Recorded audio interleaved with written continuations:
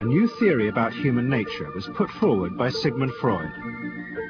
He had discovered, he said, primitive sexual and aggressive forces hidden deep inside the minds of all human beings. Forces which, if not controlled, led individuals and societies to chaos and destruction. This series is about how those in power have used Freud's theories to try and control the dangerous crowd in an age of mass democracy. At the heart of the story is not just Sigmund Freud, but other members of the Freud family.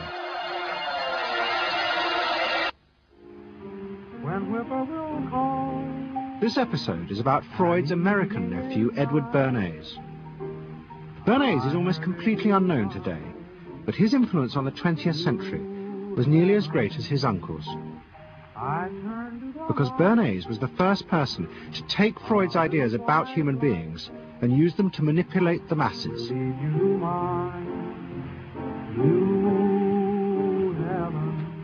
He showed American corporations for the first time how they could make people want things they didn't need by linking mass-produced goods to their unconscious desires. Out of this would come a new political idea of how to control the masses. By satisfying people's inner selfish desires, one made them happy and thus docile. It was the start of the all-consuming self, which has come to dominate our world today.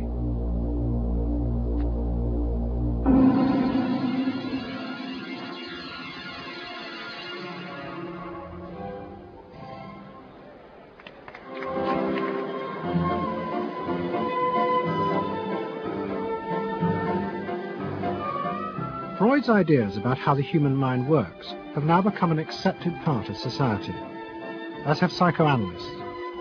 Every year, the psychotherapist's ball is held in a grand palace in Vienna. This is the psychotherapy ball. Psychotherapists come, some advanced patients come, or former patients come, and many other people, friends, but also people from the Viennese society who like to go to a nice, elegant, comfortable ball. But it was not always so. 100 years ago, Freud's ideas were hated by Viennese society. At that time, Vienna was the center of a vast empire ruling Central Europe.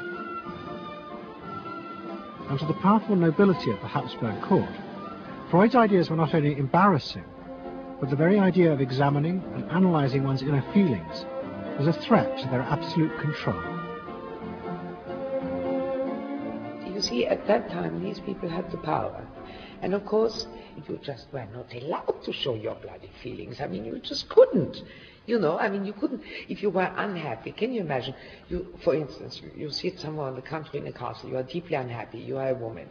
You couldn't go to your maid and cry on her shoulders, or you couldn't go into the village and complain, you know, about your feelings. I mean, you couldn't, it was like selling yourself to somebody. You just couldn't, you know, because they had to respect you. Now, of course, Freud, you see, put that thought very much into question, because you see, to examine yourself, you would have to put a lot of other things into question, your society, everything that surrounds you. And that wasn't a good thing at that time. Why not? Because your self-created empire, to a certain extent, would have fallen into bits much earlier already. But what frightened the rulers of the empire even more was Freud's idea that hidden inside all human beings were dangerous instinctual drives. Freud had devised a method he called psychoanalysis. By analyzing dreams and free association, he had unearthed, he said, powerful sexual and aggressive forces, which were the remnants of our animal past. Feelings we repressed because they were too dangerous.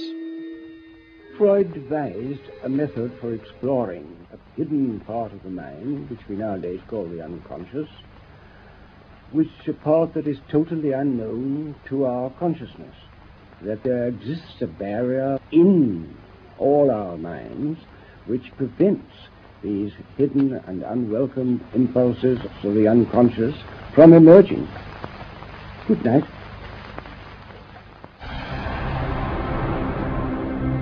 In 1914, the Austro-Hungarian Empire led Europe into war. As the horror mounted, Freud saw it as terrible evidence of the truth of his findings. The saddest thing, he wrote, is that this is exactly the way we should have expected people to behave, from our knowledge of psychoanalysis. Governments had unleashed the primitive forces in human beings, and no one seemed to know how to stop them.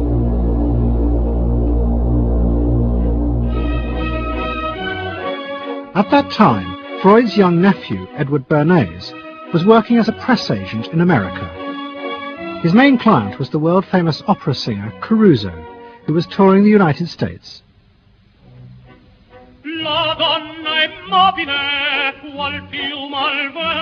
Bernays' parents had emigrated to America 20 years before, but he kept in touch with his uncle and joined him for holidays in the Alps. But Bernays was now about to return to Europe for a very different reason. On the night that Caruso opened in Toledo, Ohio, America announced it was entering the war against Germany and Austria. As a part of the war effort, the US government set up a Committee on Public Information, and Bernays was employed to promote America's war aims in the press.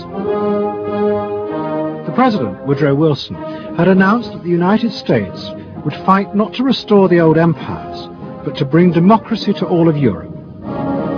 Bernays proved extremely skillful in promoting this idea, both at home and abroad. And at the end of the war, he was asked to accompany the President to the Paris Peace Conference. Then, to my surprise, they asked me to go over with Woodrow Wilson to the peace conference. And at the age of 26, I was in Paris for the entire time of the peace conference that was held in the suburb of Paris, and we worked to make the world safe for democracy. That was a big slogan. Wilson's reception in Paris astounded Bernays and the other American propagandists. Their propaganda had portrayed Wilson as a liberator of the people, a man who would create a new world in which the individual would be free. They had made him a hero of the masses. And as he watched the crowds surge around Wilson, Bernays began to wonder whether it would be possible to do the same type of mass persuasion, but in peacetime. When I came back to the United States, I decided that if you could use propaganda for war, you could certainly use it for peace. And propaganda got to be a bad word because of the Germans using it. So what I did was to try to find some other words. So we found the word Council on Public Relations. Bernays returned to New York and set up as a public relations counsel in a small office off Broadway. It was the first time the term had ever been used. Since the end of the 19th century, America had become a mass industrial society, with millions clustered together in the cities. Bernays was determined to find a way to manage and alter the way these new crowds thought and felt. To do this, he turned to the writings of his uncle Sigmund. While in Paris, Bernays had sent his uncle a gift of some Havana cigars. In return, Freud had sent him a copy of his general introduction to psychoanalysis. Bernays read it, and the picture of hidden irrational forces inside human beings fascinated him. He wondered whether he might make money by manipulating the unconscious. What Eddie got from Freud was indeed this idea that there is a lot more going on in human decision-making, not only among individuals, but even more importantly among groups, than this idea that information drives behavior. And so Eddie began to formulate this idea that you had to look at things that would play to people's irrational emotions. And you see, that moved Eddie immediately into a different category from other people in his field and most government officials and managers of the day who thought if you just hit people with all this factual information, they would look at that and say, oh, of course. And Eddie knew that was not the way the world worked. Bernays set out to experiment with the minds of the popular classes. His most dramatic experiment was to persuade women to smoke. At that time, there was a taboo against women smoking, and one of his early clients, George Hill, the president of the American Tobacco Corporation, asked Bernays to find a way of breaking it. He said, we're losing half of our market because men have invoked a taboo against women smoking in public. Can you do anything about that? I said, let me think about it. And then I said, have I your permission to see a psychoanalyst to find out what cigarettes mean to women? He said, what'll it cost? So I called up Dr. Brill, A.A. Brill, who was a leading psychoanalyst in New York at that time. How come you didn't call your uncle? Why didn't you call your uncle? Because he was in Vienna. A.A. Brill was one of the first psychoanalysts in America, and for a large fee he told Bernays that cigarettes were a symbol of the penis and of male sexual power. He told Bernays that if he could find a way to connect cigarettes with the idea of challenging male power, then women would smoke, because then they would have their own penises. Every year, New York held an Easter Day parade to which thousands came, and Bernays decided to stage an event there. He persuaded a group of rich debutantes to hide cigarettes under their clothes. Then they should join the parade, and at a given signal from him, they were to light up the cigarettes dramatically. Bernays then informed the press that he had heard that a group of suffragettes were preparing to protest by lighting up what they called torches of freedom. He knew this would be an outcry, and he knew that all of the photographers would be there to capture this moment. And so he was ready with a phrase which was torches of freedom. And so here you have a symbol, women, young women, debutantes, smoking a cigarette in public with a phrase that means anybody who believes in this kind of equality pretty much has to support them in the ensuing debate about this, because torches of freedom. I mean, what's on all American coins? It's liberty. She's holding up the torch. You see? And so all of this is there together. There's emotion, there's memory, there's a rational phrase, even though it's using a lot of emotional elements. It's a phrase that works in a rational sense. All of this is together. And so the next day, this was not just in all of the New York papers, it was across the United States and around the world. And from that point forward, the sale of cigarettes to women began to rise. He had made them socially acceptable with a single symbolic act. What Bernays had created was the idea that if a woman smoked, it made her more powerful and independent, an idea that still persists today. Embrace me, my sweet embrace. It made him realize that it was possible to persuade people to behave irrationally if you link products to their emotional desires and feelings. The idea that smoking actually made women freer was completely irrational, but it made them feel more independent. It meant that irrelevant objects could become powerful emotional symbols of how you wanted to be seen by others. Eddie Bernays saw the way to sell product was not to sell it to your intellect, that you ought to buy an automobile, but that you will feel better about it if you have this automobile. I think he originated that idea, that they weren't just purchasing something, but they were engaging themselves emotionally or personally in the product or service. That it's not, you think you need a new piece of clothing, but you'll feel better with the piece of clothing. That was his contribution in a very real sense. We see it all over the place today, but I think he originated the idea of the emotional connect to a product or service. What Bernays was doing fascinated America's corporations. They had come out of the war rich and powerful, but they had a growing worry.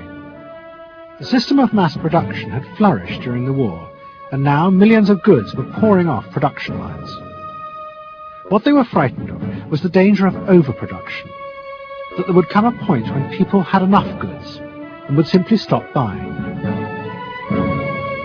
Up until that point, the majority of products were still sold to the masses on the basis of need. While the rich had long been used to luxury goods, for the millions of working-class Americans, most products were still advertised as necessities. Goods like shoes, stockings, even cars were promoted in functional terms for their durability. The aim of the advertisements was simply to show people the product's practical virtues, nothing more.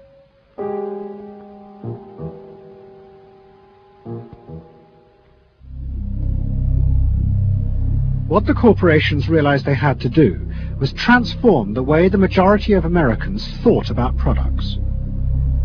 One leading Wall Street banker, Paul Mazur of Lehman Brothers, was clear about what was necessary. "We must shift America," he wrote, "from a needs to a desires culture.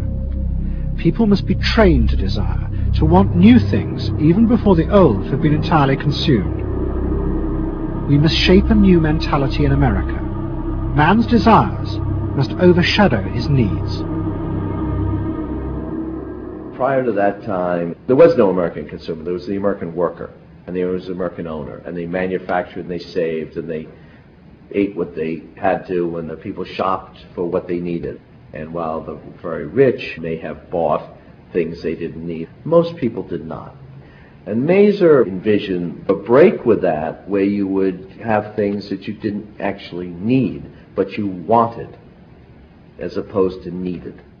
And the man who would be at the center of changing that mentality for the corporations was Edward Bernays. Bernays really is the guy within the United States, more than anybody else, who sort of brings to the table psychological theory as something that is an essential part of how, from the corporate side, of how we are going to appeal to the masses effectively. And the whole sort of merchandising establishment and sales establishment is ready for Sigmund Freud. I mean, they are ready for understanding what motivates the human mind. And so that there's this real openness to Bernays' techniques being used to sell products to the masses.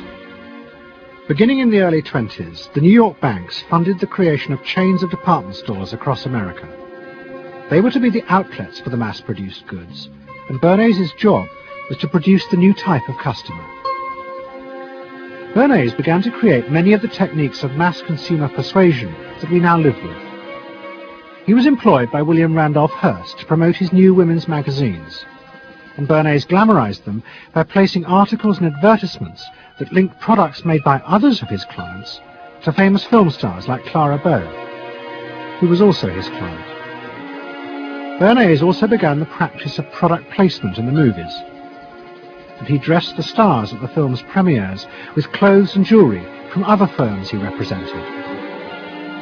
He was, he claimed, the first person to tell car companies they could sell cars as symbols of male sexuality. He employed psychologists to issue reports that said products were good for you, and then pretended they were independent studies. He organized fashion shows in department stores, and paid celebrities to repeat the new and essential message: you bought things not just for need, but to express your inner sense of yourself to others. There's a psychology of dress. Have you ever thought about it? How it can express your character? You all have interesting characters, but some of them are all hidden. I wonder why you all want to dress always the same, with the same hats and the same coats. I'm sure all of you are interesting and have wonderful things about you, but looking at you in the street, you all look so much the same. And that's why I'm talking to you about the psychology of dress. Try and express yourselves better in your dress. Bring out certain things that you think are hidden. I wonder if you've thought of this angle of your personality. I'd like to ask you some questions. Why do you like short skirts? Oh, because there's more to see. More to see, eh?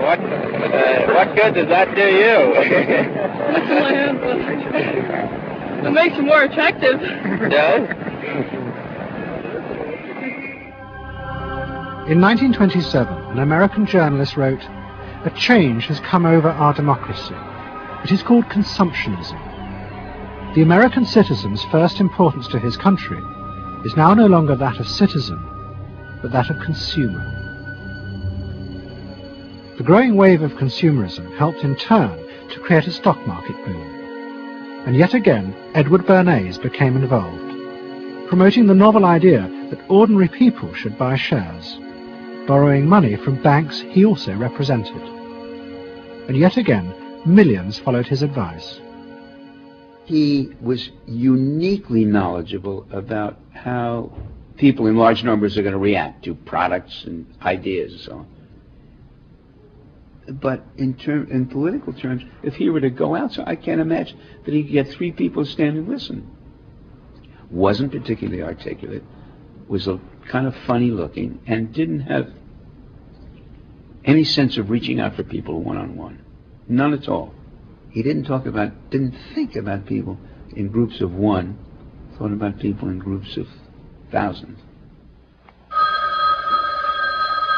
I would have nothing to do with it. Hello? Bernays soon became famous as the man who understood the mind of the crowd, and in 1924 the President contacted him. President Coolidge was a quiet, taciturn man and had become a national joke. The press portrayed him as a dull, humorless figure. Bernays' solution was to do exactly the same as he had done with products. He persuaded 34 famous film stars to visit the White House. And for the first time, politics became involved with public relations. And I lined up these 34 people, and I'd say, "What's your name?" He'd say, "Al Jolson." I'd say, "Mr. President, Al Jolson." Next day, every newspaper in the United States had a front page story. President Coolidge entertains actors at White House. And the Times had a headline which said, "President nearly laughed." And everybody was happy. But while Bernays became rich and powerful in America, in Vienna his uncle was facing disaster. Like much of Europe, Vienna was suffering an economic crisis and massive inflation, which wiped out all of Freud's savings. Facing bankruptcy, he wrote to his nephew for help. Bernays responded by arranging for Freud's works to be published for the first time in America, and began to send his uncle precious dollars, which Freud kept secretly in a foreign bank account.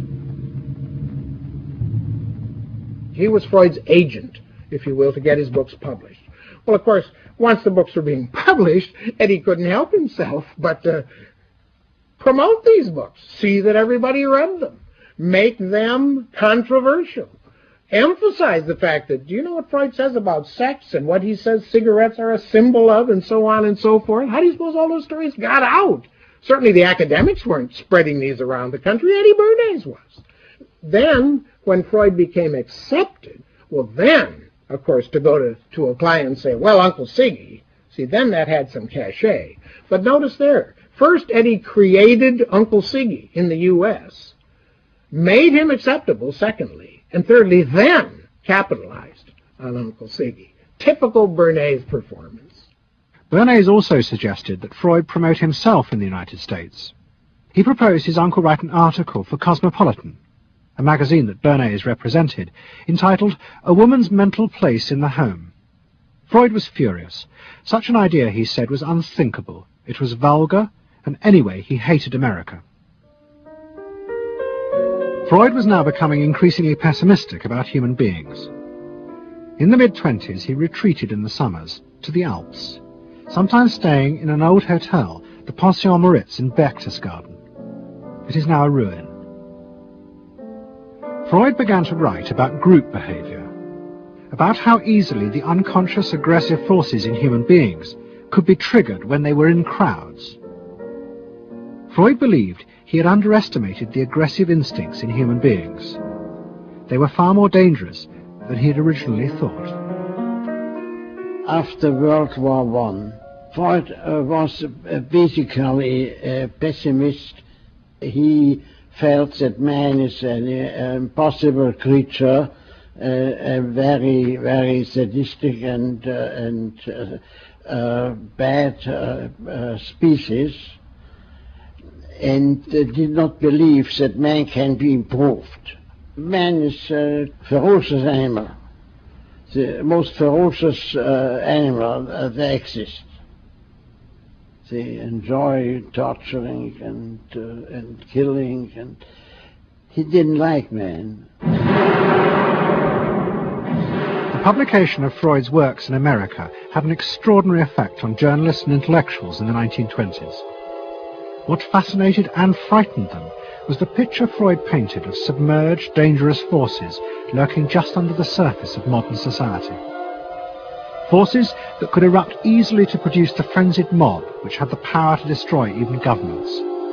It was this they believed had happened in Russia. To many, this meant that one of the guiding principles of mass democracy was wrong, the belief that human beings could be trusted to make decisions on a rational basis. The leading political writer, Walter Lippmann, argued that if human beings were in reality driven by unconscious, irrational forces, then it was necessary to rethink democracy. What was needed was a new elite who could manage what he called the bewildered herd. This would be done through psychological techniques that would control the unconscious feelings of the masses. So here you have Walter Lippmann, probably the most influential political thinker in the United States, who is essentially saying that the basic mechanism of the mass mind is unreason, is irrationality, is animality. He believes that the mob in the street, which is how he sees ordinary people, are people who are driven not by their minds but by their spinal cords. The notion of kind of animal drives, unconscious instinctual drives lurking beneath the surface of civilization. And so they started looking towards psychological science as a way of understanding the mechanisms by which the popular mind works, specifically with the goal of figuring out how to understand how to apply those mechanisms to strategies for social control. Edward Bernays was fascinated by Lippmann's arguments, and also saw a way to promote himself by using them. In the 1920s, he began to write a series of books which argued that he had developed the very techniques Lippmann was calling for. By stimulating people's inner desires and then sating them with consumer products, he was creating a new way to manage the irrational force of the masses. He called it the engineering of consent. Democracy, to my father, was a wonderful concept, but I don't think he felt that all those publics out there had reliable judgment, and that they very easily might vote for the wrong man or want the wrong thing, so that they had to be guided from above. It's enlightened despotism in a sense. You appeal to their desires and their unrecognized longings, that sort of thing. That you can tap into their deepest desires or their deepest fears and use that to your own purposes. And then, in 1928, a president came to power who agreed with Bernays. President Hoover was the first politician to articulate the idea that consumerism had become the central motor of American life. After his election, he told a group of advertisers and public relations men, "You have taken over the job of creating desire and have transformed people into constantly moving happiness machines.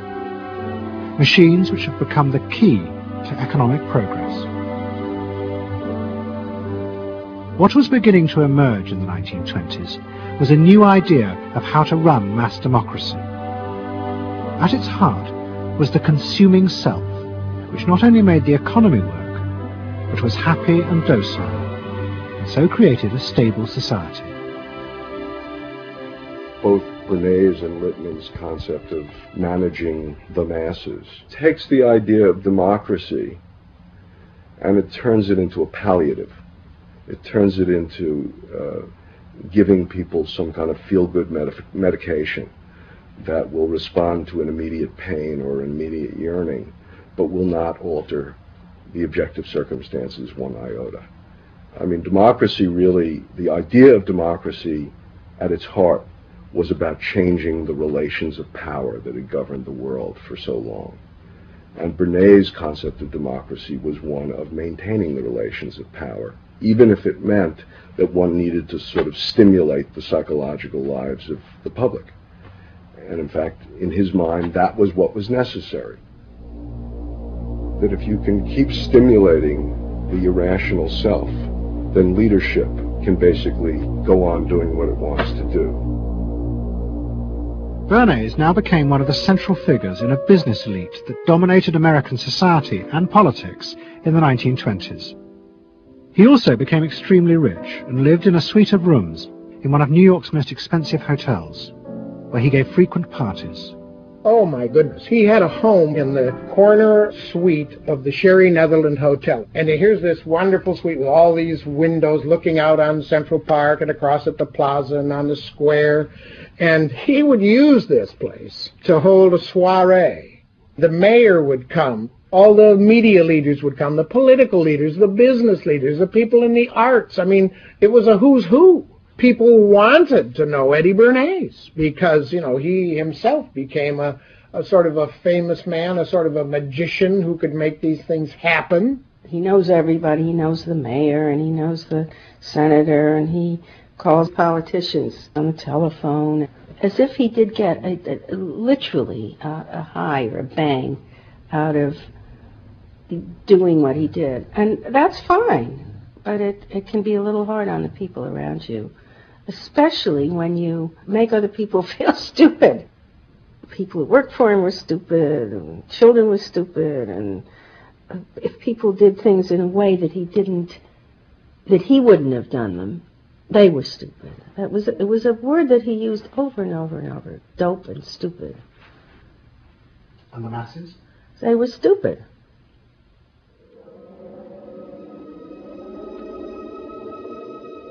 But Bernays' power was about to be destroyed dramatically, and by a type of human irrationality he could do nothing to control. At the end of October 1929, Bernays organized a huge national event to celebrate the 50th anniversary of the invention of the light bulb. President Hoover, the leaders of major corporations, and bankers like John D. Rockefeller were all summoned by Bernays to celebrate the power of American business. But even as they gathered, news came through that shares on the New York Stock Exchange were beginning to fall catastrophically. Throughout the 1920s, speculators had borrowed billions of dollars. The banks had promoted the idea that this was a new era where market crashes were a thing of the past. But they were wrong. What was about to happen was the biggest stock market crash in history. Investors had panicked and begun to sell in a blind, relentless fury that no reassurance by bankers or politicians could halt. And on the 29th of October 1929, the market collapsed.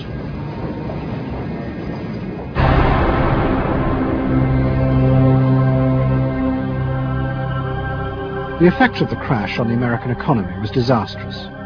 Faced with recession and unemployment, millions of American workers stopped buying goods they didn't need. The consumer boom that Bernays had done so much to engineer disappeared, and he and the profession of public relations fell from favor. Bernays' brief moment of power seemed to be over.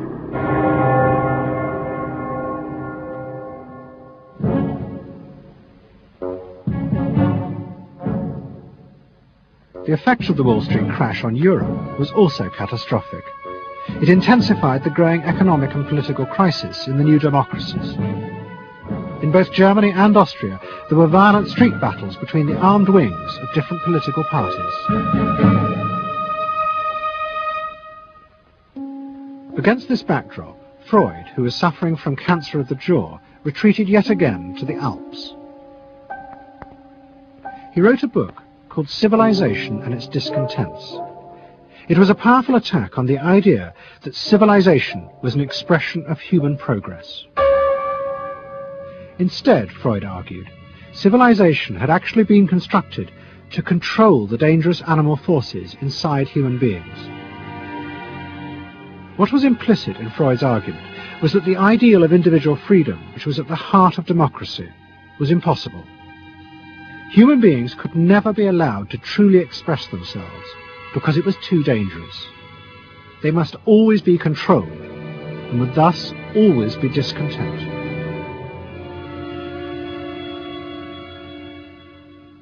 Man doesn't want to be civilized, and he is civilization brings discontent, but it's necessary to survival. Otherwise he couldn't survive. So he must be discontent, because this would be the only way to keep him within limits. But what did Freud think about the idea of the equality of man? He didn't believe in it. We had 32 parties, and Hitler said, before those parties don't vanish, there is no Germany. That's true. You can't have 32 parties. And so they felt, this one person will put an end to this comedy. Freud was not alone in his pessimism. Politicians like Adolf Hitler emerged from a growing despair in the 1920s about democracy. The Nazis were convinced that democracy was dangerous because it unleashed a selfish individualism, but didn't have the means to control it. Hitler's party, the National Socialists, stood in elections, promising in their propaganda that they would abandon democracy because of the chaos and unemployment it led to. Die Parteien versprachen den Himmel auf Erden.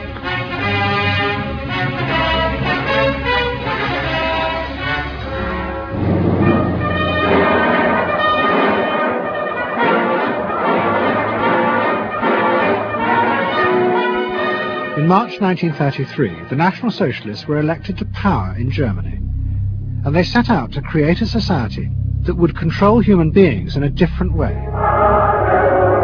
One of their first acts was to take control of business. The planning of production would in future be done by the state. The free market was too unstable, as the crash in America had proved. Workers' leisure time was also planned by the state through a new organization called Strength Through Joy. One of its mottos was service, not self.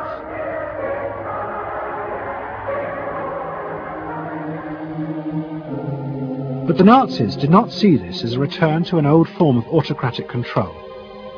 It was a new alternative to democracy, in which the feelings and the desires of the masses would still be central, but they would be channeled in such a way as to bind the nation together. The chief exponent of this was Joseph Goebbels, the Minister of Propaganda. Es mag gut sein, Macht zu besitzen, die auf Gewehren ruht. Besser aber und beglückender ist es, das Herz eines Volkes zu gewinnen und es auch zu behalten. Goebbels organized huge rallies, whose function, he said, was to forge the mind of the nation into a unity of thinking, feeling, and desire. One of his inspirations, he told an American journalist, was the writings of Freud's nephew, Edward Bernays. In his work on crowd psychology, Freud had described how the frightening irrationality inside human beings could emerge in such groups. The deep, what he called libidinal forces of desire, are given up to the leader, while the aggressive instincts are unleashed on those outside the group. Freud wrote this as a warning, but the Nazis were deliberately encouraging these forces because they believed they could master and control them. Well, Freud was saying that masses are bound by libidinal forces. They love each other and delegate their ideas and their feelings to the check on top. What are libidinal forces? What are libidinal forces? Well, forces of love. Not hate. No, hate is delegated to the others outside.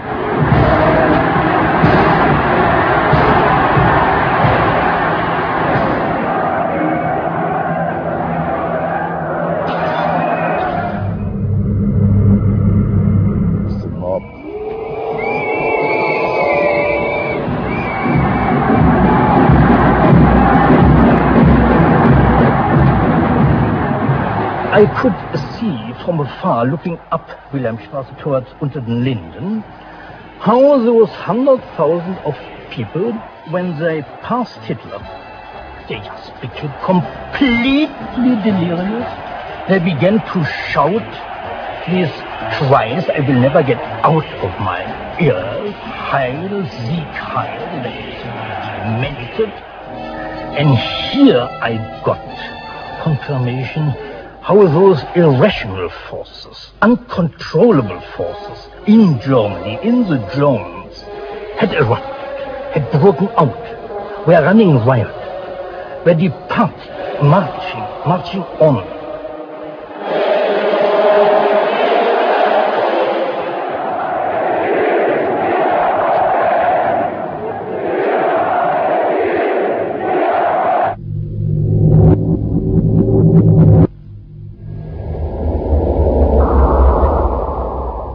And in America too, democracy was under threat from the force of the angry mob.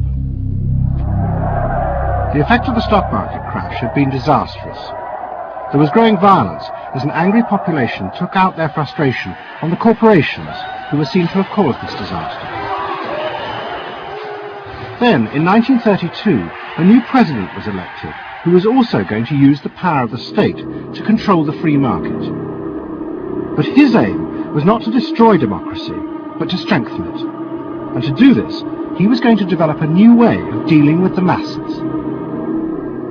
I am prepared, under my constitutional duty, to recommend the measures that a stricken nation in the midst of a stricken world may require. But in the event that the national emergency is still critical, I shall not evade the clear course of duty that will then confront me.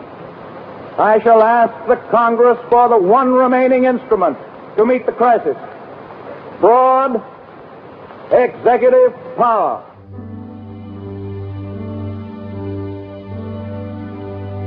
It was the start of what would become known as the New Deal. Roosevelt assembled a group of young technocrats and planners in Washington. He told them that their job was to plan and run giant new industrial projects for the good of the nation. Roosevelt was convinced that the stock market crash had shown that laissez-faire capitalism could no longer run modern industrial economies. It had become the job of government. Big business was horrified, but the New Deal attracted the admiration of the Nazis, especially Joseph Goebbels. Wir betrachten die wirtschaftliche Entwicklung in Amerika mit dem allergrößten positiven Interesse. Und wir sind dort der festen Überzeugung, dass Präsident Roosevelt und seine Berater auf dem richtigen Wege sind. Es handelt sich in der Tat um das größte wirtschaftliche und soziale Problem aller Zeiten. Die vielen Millionen Arbeitslosen, die ihre Plätze an den Maschinen und in den Kontoren verloren haben, wieder an ihre alten Arbeitsstellen zurückzuführen. Das kann nicht allein der privaten Initiative überlassen werden.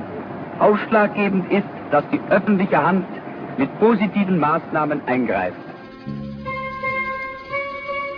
But although Roosevelt, like the Nazis, was trying to organize society in a different way, unlike the Nazis, he believed that human beings were rational and could be trusted to take an active part in government. Roosevelt believed it was possible to explain his policies to ordinary Americans and take into account their opinions. To do this, he was helped by the new ideas of an American social scientist called George Gallup. Favorite reading of New Deal Washington, the survey of U.S. public opinion. From offices at Princeton, New Jersey, a famed statistician, Dr. George Gallup, tells Washington from week to week what the nation is thinking. And in New York, Fortune magazine's analyst, Elmo Roper, compiles for publication a continuous record of the nation's approval or disapproval of how the country is being run. Gallup and Roper rejected Bernays' view that human beings were at the mercy of unconscious forces and so needed to be controlled. Their system of opinion polling was based on the idea that people could be trusted to know what they wanted. They argued that one could measure and predict the opinions and behavior of the public if one asked strictly factual questions and avoided manipulating their emotions. Well, how about this one? Do you think Franklin D. Roosevelt's New Deal has been bad for the nation in general? No, that question's loaded. It automatically suggests an answer. Well, how about this? Is your present feeling toward President Roosevelt one of general approval or general disapproval? That's better. Prior to scientific polling, the view of many people was that you couldn't trust public opinion. It was irrational, that it was ill-informed, chaotic, unruly, and so forth. And so that opinion should be dismissed. But with scientific polling, I think it established very clearly that people are rational, that they do make good decisions, and this offers democracy a chance to be truly informed by the public, giving everybody a voice in the way the country is run. I know my father wouldn't necessarily say the voice of the public is the voice of God, but he did feel very much that the voice of the people is a rational voice and should be heard. What Roosevelt was doing was forging a new connection between the masses and politicians. No longer were they irrational consumers who were managed by sating their desires. Instead, they were sensible citizens who could take part in the governing of the country. In 1936, Roosevelt stood for re-election. He promised further control over big business. To the corporations, it was the beginning of a dictatorship.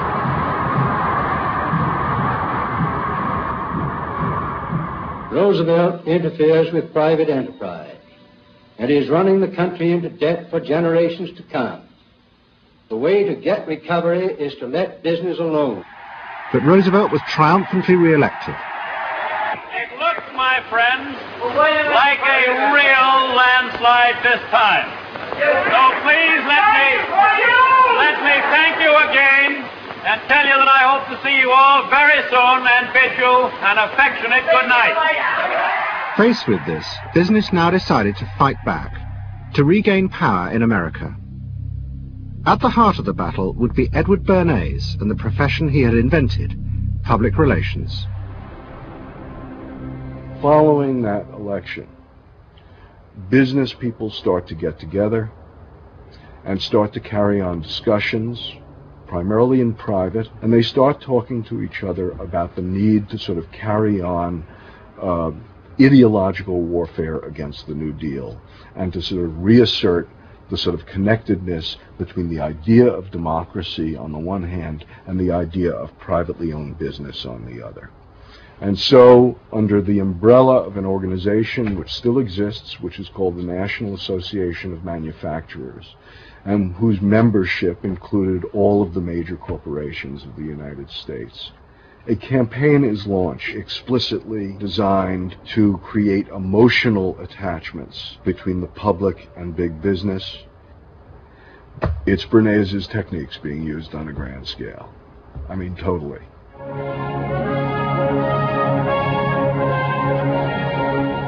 General Motors Parade of Progress, traveling the high roads and byroads of America, bringing to millions of Americans in their own hometown the fascinating story behind modern industry, showing... The campaign set out to show dramatically that it was business, not politicians, who had created modern America. A better mode of living for all of us. Bernays was an advisor to General Motors, but he was no longer alone. The industry he had founded now flourished as hundreds of public relations advisors organized a vast campaign. They not only used advertisements and billboards, but managed to insinuate their message into the editorial pages of the newspapers. It became a bitter fight. In response to the campaign, the government made films that warned of the unscrupulous manipulation of the press by big business. And the central villain was the new figure of the public relations man. They tried to achieve their ends by working entirely behind the scenes, corrupting and deceiving the public. The aims of such groups may be either good or bad, so far as the public interest is concerned, but their methods are a grave danger to democratic institutions. The films also showed how the responsible citizen could monitor the press themselves. They could create a chart that analyzed the reporting for signs of hidden bias. But such earnest instruction was to be no match for the powerful imagination of Edward Bernays. He was about to help create a vision of the utopia that free market capitalism would build in America if it was unleashed.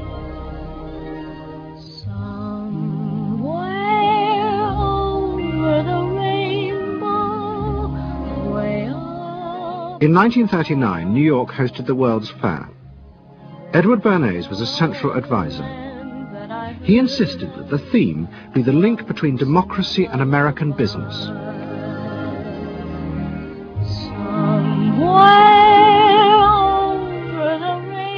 At the heart of the fair was a giant white dome that Bernays named Democracity. And the central exhibit was a vast working model of America's future, constructed by the General Motors Corporation. To my father, the World's Fair was an opportunity to keep the status quo, that is, capitalism in a democracy. Democracy and capitalism, that marriage, right, linking, just like that. He did that by manipulating people and getting them to think that you couldn't have real democracy in anything but a capitalist society, which was capable of doing anything, of creating these wonderful highways, of making, moving pictures inside everybody's house, of telephones that didn't need cords, of sleek roadsters. I mean, it was consumerist, but at the same time, you inferred that in a funny way, democracy and capitalism went together. The World's Fair was an extraordinary success and captured America's imagination. The vision it portrayed was of a new form of democracy, in which business responded to people's innermost desires in a way politicians could never do. But it was a form of democracy that depended on treating people not as active citizens as Roosevelt did, but as passive consumers. Because this, Bernays believed, was the key to control in a mass democracy. It's not that the people are in charge, but that the people's desires are in charge. The people are not in charge. The people exercise no decision-making power within this environment. So democracy is reduced from something which assumes an active citizenry to the idea of the public as passive consumers. Driven primarily by instinctual or unconscious desires, and that if you can in fact trigger those needs and desires, you can get what you want from them. But this struggle between the two views of human beings as to whether they were rational or irrational was about to be dramatically affected by events in Europe. Events that would also change the fortunes of the Freud family. In March 1938, the Nazis annexed Austria. It was called the Anschluss. Hitler arrived in Vienna to an extraordinary outpouring of mass adulation. But even as he drove through the city, behind the scenes, the Nazis were systematically whipping up and unleashing the hatred of the crowd against the enemies of the new Greater Germany. The Anschluss was a kind of explosion of terrible hatred against the enemies, so-called enemies, or whatever they considered enemies, against the Jews totally, and also against a lot of very decent Austrians who had opposed the Nazis in Austria. They said it's legitimate now, you can do what you want, so they did it. Stealing, robbing and killing, I can't say it otherwise. And human depravity, of course, is always very near to normal behavior. It can change very quickly.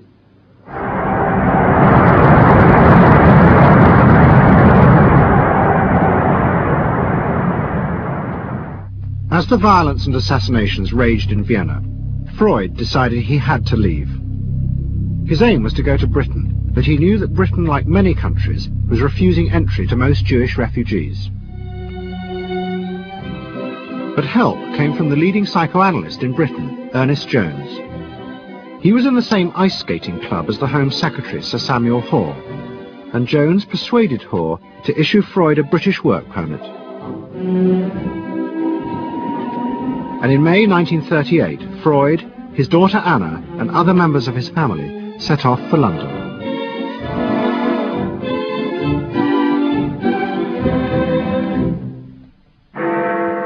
Freud arrived in London as Britain was preparing for war, and he settled with his daughter Anna in a house in Hampstead. But Freud's cancer was now far advanced, and in September 1939, just 3 weeks after the outbreak of war, he died.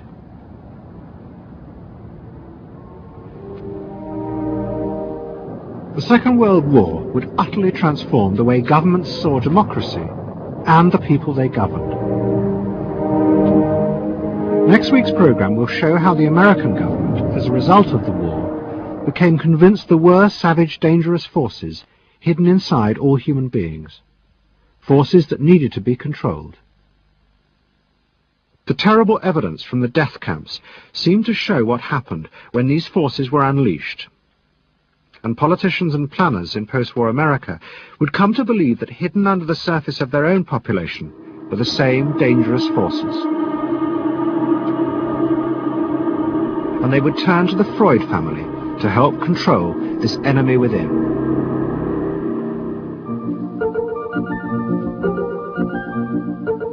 And ever adaptable, Edward Bernays would work not just for the American government, but the CIA.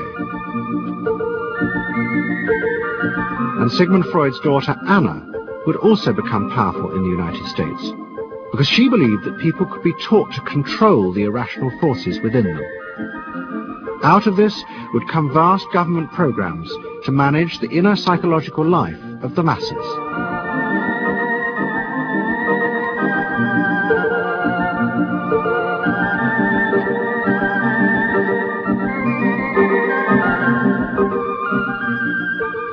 The Century of the Self continues next Sunday night on BBC Two, same time, 8 o'clock. Tonight, the final part of SAS next.